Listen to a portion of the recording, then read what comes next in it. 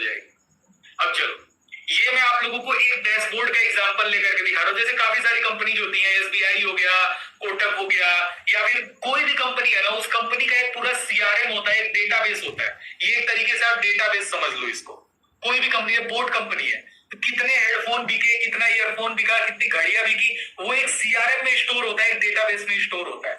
तो उसी डेटाबेस का आपको एक्सेस मिलता है। जैसे ये एक डेटाबेस का मैं एग्जांपल ले लिया हूं आपके सामने, ठीक है। ये एमस्टॉक का डेटाबेस है। अब जरा मैं आपको समझाता हूं इसमें क्या क्या चीजें होती है, आपका मेन वर्क क्या है भाई। इसमें जैसे काफी सारे लोग होते हैं। अब जैसे एक बात बताओ, रुको, ये चीज बात बताऊंगा, पहले ये समझाता हूं, समझना जरा ध्यान से। एक बात बताओ, ये जो आप अभी प्रचार देखे हो, आप 4 ऐड देखे हो, ये 4 ऐड ऐसे ही न जाने इंडिया में कितने सारे लोग होते होंगे जो ये एड्स देखते हैं। ये ऐड कहाँ चलता है? यूट्यूब पे चलता है, आपको ही पता है।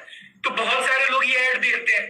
अब भाई मुझे एक सिंपल सी चीज का जवाब दो आप, कि ये ऐड अगर कोई बंदा देख रहा है, मान लो कि मैं एक्सिस बैंक का ऐड देखा, ठीक है। एक्सिस बैंक का ऐड देखने के बाद मेरे मन में ये हुआ कि यार मुझे अपना खाता एक्सिस बैंक में खोलना है, और मेरा मन कर दिया एक्सिस बैंक में खाता खोलने का। तो क्या एक्सिस बैंक, मुझे अगर कोई दिक्कत आएगी, केवाईसी रिलेटेड कोई इशू आएगा, तो क्या एक्सिस बैंक मेरी हेल्प करेगा? क्या वो बंदा हेल्प करेगा जो मुझे ऐड में दिखा था? अगर वो ऐड शाहरुख खान कर रहा है, तो क्या शाहरुख खान से पूछने जाऊंगा मैं? नहीं ना, मैं बैंक में फोन करूंगा, या टोल फ्री नंबर पे फोन करूंगा, कस्टमर केयर नंबर पे फोन करूंगा, ठीक है। उसी तरीके से अब ये इन लोगों का काम क्या होता है, अब समझना ध्यान से, मेरी बात को ध्यान से सुनना जो बता रहा हूं भाई। इसमें आपका जो वर्क है, इसमें आप अपना वर्क पहले समझ लो। रुको, इसमें आप अपना वर्क पहले समझ लो, आपका काम क्या है, उसके बाद आप ये समझ लो कि आपको करना कैसे सारी चीजें। अब इसमें कोई भी पर्सन हो ऑल ओवर इंडिया, ये एमस्टॉक का मैं एग्जांपल लिया हूं। जैसे मान लो कि ये एक्सिस बैंक का है, हर जगह जो सीआरएम होता है ना, वो सेम होता है, ठीक है। इस सीआरएम का एक्सेस आपको मिलता है कुछ टाइम बाद। तो इसमें देखो आपका काम क्या रहता है, समझना ध्यान से। ये आप देख पा रहे होगे यहाँ पे e KYC latest stage, I hope so maximum लोगों को दिख रहा होगा ई केवाईसी लेटेस्ट स्टेज। अब ये सीआरएम है, ये जूम नहीं होता है। सीटीआरएल प्लस प्लस टैप करूंगा तो ये जूम नहीं होगा, ये डैशबोर्ड है, ठीक है। तो समझना ध्यान से मैं जो भी चीजें बोल रहा हूँ, ठीक है। ये आपको दिख रहा होगा, यहाँ पे लिखा है ई केवाईसी लेटेस्ट स्टेज।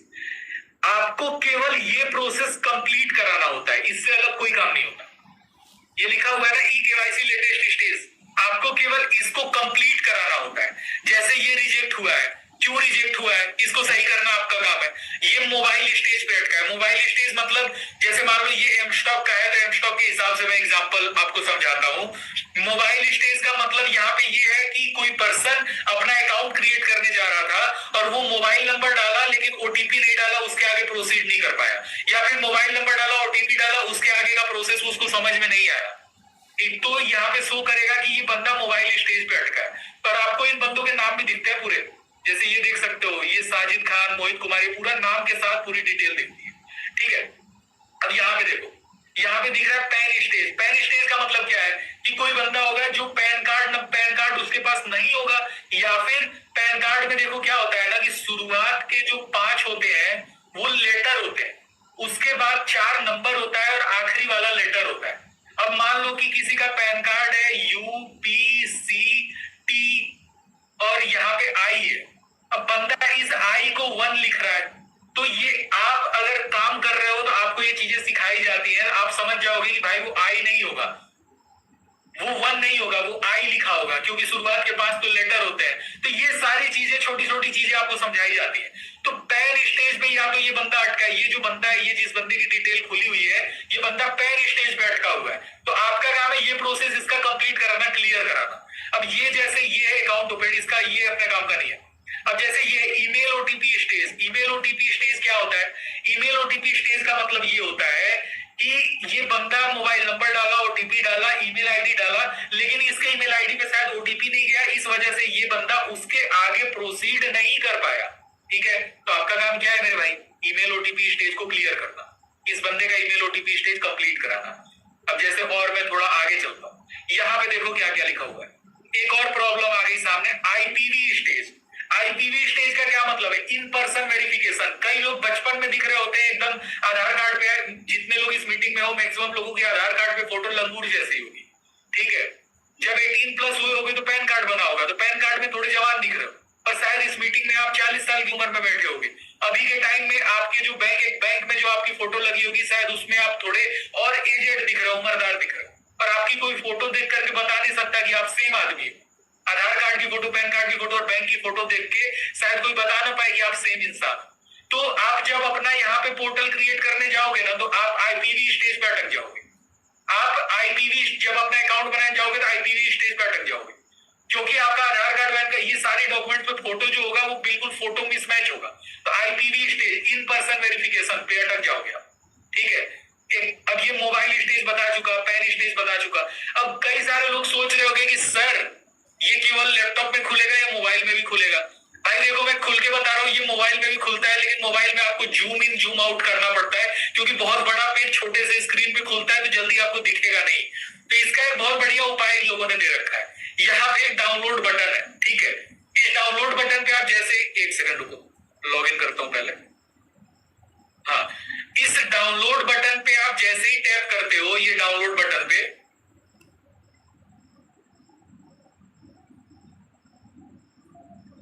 रुको ये थोड़ा सा रात का टाइम है, सीआरएम हैंग हो रहा है, एक सेकंड।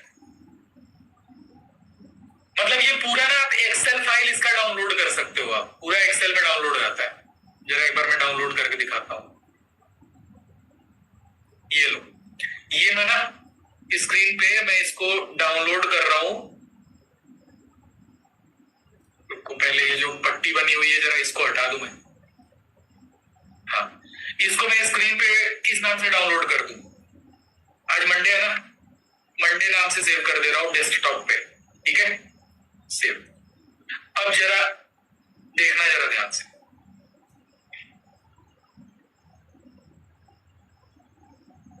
ठीक है।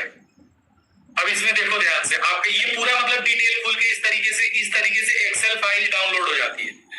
अब आपका इसमें वर्क क्या है, एक बार जरा इसमें मैं फिल्टर लगाता हूं, असेंडिंग ऑर्डर का मान लो मैं फिल्टर लगा दिया, ठीक है। अब इसमें आपका वर्क क्या है, अब तो दिख रहा होगा ना। काफी ज्यादा लोग सोचोगे सर नाम नहीं दिख रहा।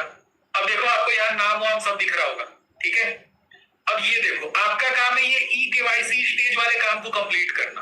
अब जैसे यहाँ पे देखो, ये एक दिक्कत आप यहाँ पे देख रहे होगे, एड्रेस स्टेज। भाई एड्रेस स्टेज का क्या मतलब होता है?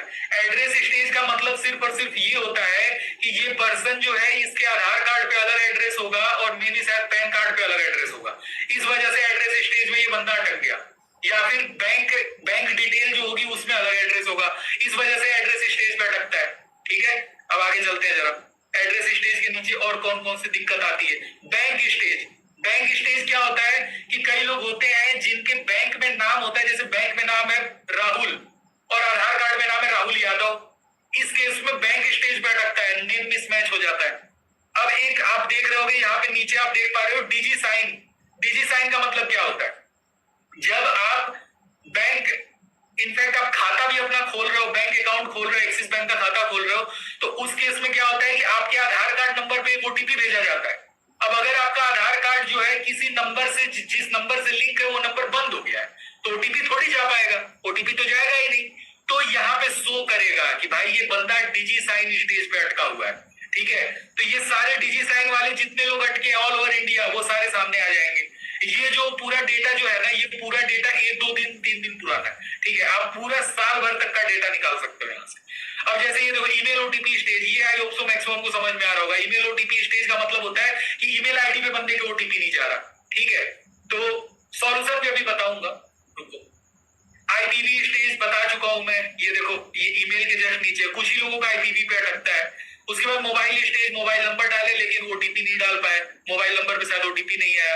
एक ऑक्यूपेशन स्टेज, खाता भी खोलते हो, बैंक अकाउंट खोलते हो एक्सिस बैंक में या किसी भी अकाउंट किसी भी बैंक में, तो ऑक्यूपेशन मांगता है ना भाई क्या करते हो, ठीक है। तो ऑक्यूपेशन पे आप मान लो बैक कर दिए, उसके आगे प्रोसीड नहीं किए, तो सीआरएम ट्रैक करेगा कि ये बंदा ऑक्यूपेशन स्टेज पे अटका हुआ है, पर इस बंदे की पूरी डिटेल होती है, यहाँ पे पूरा नाम वाम सब नंबर वंबर सब होता है, ठीक है। तो ये आईपीवी। पैन स्टेज का मतलब क्या है कि बंदा पैन स्टेज पे अटका है, या तो इसके पास पैन कार्ड नहीं होगा, ठीक है, पैन कार्ड नहीं होगा, या फिर पैन कार्ड में कुछ दिक्कत होगी, या फिर पैन कार्ड माइनर वाला होगा, 18 के नीचे वाला। अब ये देखो पेमेंट स्टेज, पेमेंट करने में कोई इशू आ रहा होगा सामने वाले को, और ये होता है एक ये भी होता है, ये रेफरल अपने काम का नहीं। प्रोफाइल स्टेज, बंदा प्रोफाइल अपना पूरा जो होता है उसमें ऑक्यूपेशन बताना होता है, वो नहीं बता पाया। रिजेक्टेड, अब रिजेक्टेड होगा, क्यों रिजेक्ट हुआ है अब ये भी लिखा हुआ आता है। देखो, बैंक प्रूफ नॉट अपलोडेड, या फिर name mismatch as per bank record, नाम अलग अलग है। सेल्फी मिसमैच, सेल्फी में जो फोटो है, जो आदमी सेल्फी में फोटो अपलोड किया वो फोटो अलग है, और बैंक में जो फोटो है, जो फोटो नॉर्मल सारे डॉक्यूमेंट्स में वो फोटो अलग है। ठीक है। सिग्नेचर स्टेज, बंदे ने जो सिग्नेचर बनाई शायद वो सिग्नेचर गलत था। आधार पैन कार्ड पे आपको पता, पैन कार्ड पे सिग्नेचर बना होता है, तो शायद पैन कार्ड का सिग्नेचर अलग हो और बैंक में जो सिग्नेचर मारा है वो बंदा वो अलग हो। ये तो मान लो किसी बैंक का अगर आपको डैशबोर्ड मिलता है तो। लेकिन मैक्सिमम डैशबोर्ड्स में जहां भी देखो, हम लोग ज्यादातर फाइनेंस वाली कंपनीज के साथ काम करते हैं जो पैसे रुपए में डील करती है। ठीक है, यानी ये जितने ट्रेडिंग कंपनीज है, ट्रेडिंग कराती है जो कंपनीज, या फिर जो बैंक्स है, हम लोग ज्यादातर उन्हीं में डील करते हैं क्योंकि उसमें पैसा बहुत अच्छा है। आप अगर उनमें काम करते हो तो आपको पैसा बहुत अच्छा मिलता है। फाइनेंस सेक्टर की कंपनीज में पैसा बहुत अच्छा मिलता है। तो ये सिग्नेचर स्टेज, तो आई होप सो मैक्सिमम लोगों को ये चीज क्लियर हो गई होगी कि भाई डाउट किस किस तरीके का आता है। ये चीज आई होप सो मैक्सिमम को क्लियर हो गई। ठीक है, अब जरा एक चीज समझना, अब स्क्रीन पे देखना ध्यान से।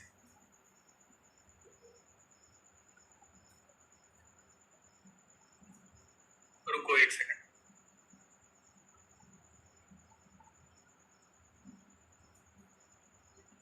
हाँ जी भाई, अब स्क्रीन पे देखो ध्यान से।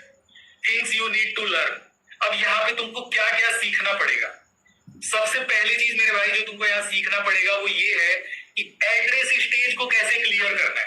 यानी किसी पर्सन का, अगर मान लो कोई इंसान है ऑनलाइन अपना कुछ कर रहा था, मान लो आप एक्सिस बैंक का आपको डैशबोर्ड मिलता है, वो इंसान एक्सिस बैंक का अकाउंट बनाते समय एड्रेस स्टेज पे अटक गया, यानी एड्रेस उसका गलत पड़ा हुआ है या फिर कोई इशू है।